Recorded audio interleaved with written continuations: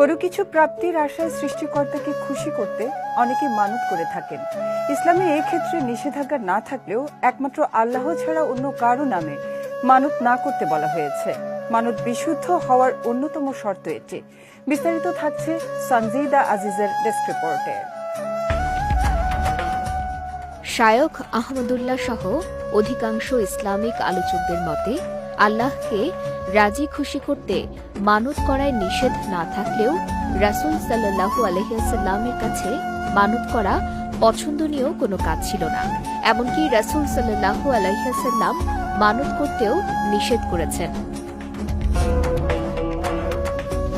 আবার মানতের ওপর কসম কাটা নিয়েও কঠোর নিষেধ রয়েছে। হাদিসে এসেছে রাসূলুল্লাহ সাল্লাল্লাহু আলাইহি ওয়াসাল্লাম বলেছেন, যে ব্যক্তি আমানতের ওপর কসম খাবে সে আমাদের দলভুক্ত নয়।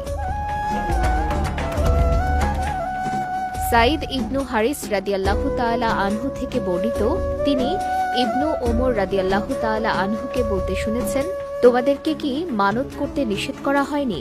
রাসূল সাল্লাল্লাহু আলাইহি ওয়াসাল্লাম তো বলেছেন, মানত কোনো কিছুকে বিন্দু মাত্র এগিয়ে আনতে পারে না এবং পিছিয়েও দিতে পারে না।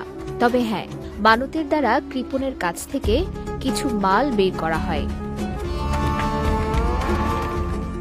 অন্যদিকে গুনাহের কোনো কিছুতে মানত করায়ও নিষেধাজ্ঞা রয়েছে।